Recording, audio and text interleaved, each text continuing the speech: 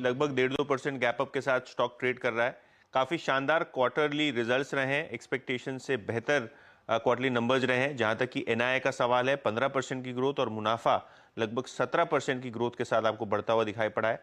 और सबसे interesting fact, Q4 का AUM 20% से ज्यादा बढ़ा है और कहीं ना कहीं यहाँ काफी अच्छा ट्रैक्शन आपको देखने को मिल रहा है। मुथूट फाइनेंस लगभग अभी 1.25% की तेजी के साथ कारोबार करता हुआ।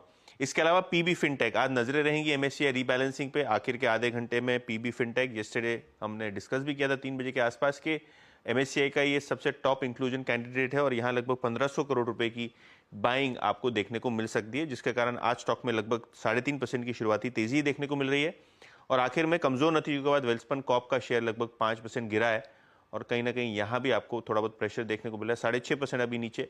और ऑपरेशनल परफॉर्मेंस की बात करें तो कहीं ना कहीं एबिटा मार्जिन से डिसअपॉइंट किया है, क्योंकि एबिटा एब्सोल्यूट बेसिस पे लगभग 22% गिरता हुआ नजर पड़ा है। ओके, तो ये आज के स्टॉक्स ऑफ द डे। आपकी स्क्रीन पे दिन बहुत बहुत शुक्रिया इस पूरी बातचीत के लिए। और ये स्टॉक्स आपकी स्क्रीन पे आएंगे, एक बार जरा इनकी ट्रेजेक्टरीज को फिर देखते हैं। मुथूट फाइनेंस लगभग 24 रुपये ऊपर, पीबी इन्फाटेक लगभग 3.5% ऊपर, वेल्सपन कॉर्प लगभग 562 पे 39 रुपये नीचे ट्रेड करता हुआ। निफ्टी क्रैक होता हुआ, और निफ्टी अब क्रैक होकर अब अनुज 22,600 की ट्रेजेक्टरी को सरेंडर कर चुका है 7 पॉइंट के फ्रैक्शन से। बैंक निफ्टी अगर आप इंट्राडे हाई से कंपेयर करें करीब 150 पॉइंट नीचे आ चुका है। दिक्कत का सबब एक निफ्टी का जो था, that was I think Nifty IT. Anuj, Nifty IT अब एक टिपिकल इन्वर्टेड फ्लैग का ब्रेकडाउन देता हुआ, यानी अप्रैल मिड से जो कंसोलिडेशन था वो भी क्रैक हो गया डाउन साइड में। ये कितना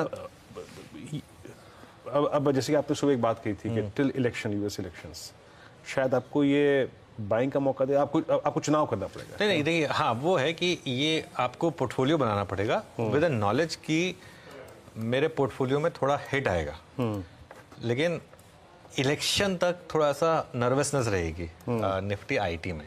और 200 डे मूविंग एवरेज का दूसरी बार टूटना एक बहुत बड़ा नेगेटिव साइन है यहाँ पर निफ्टी आईटी पर।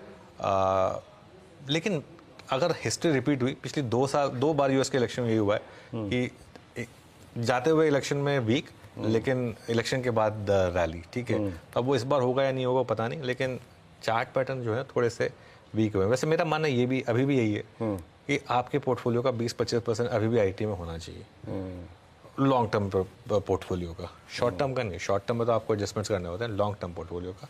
लेकिन आज वीकनेस है क्लियरली आईटी में, वीकनेस है। और मानस, ये प्रश्न मैंने आपसे भी कल भी किया था और आई थिंक कल हमने काफ़ी अच्छे समय पे सेंस भी किया था निफ्टी की आईटी की वीकनेस को। अभी कोई शॉर्टिंग के पर्सपेक्टिव से आपका व्यू किसी स्टॉक पे?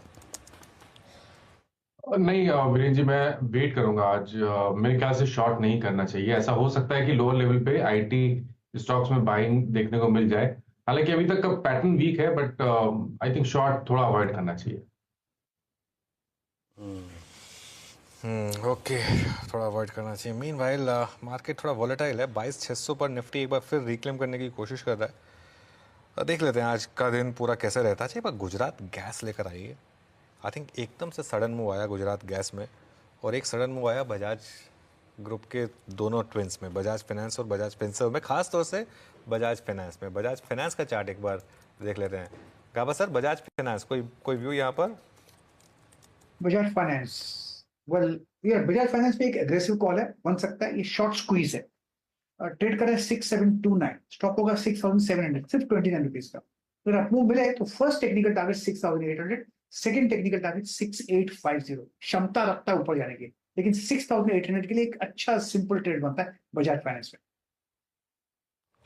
ओके, बिल्कुल। चलिए अब एक काम करते हैं, हमारे पैनल को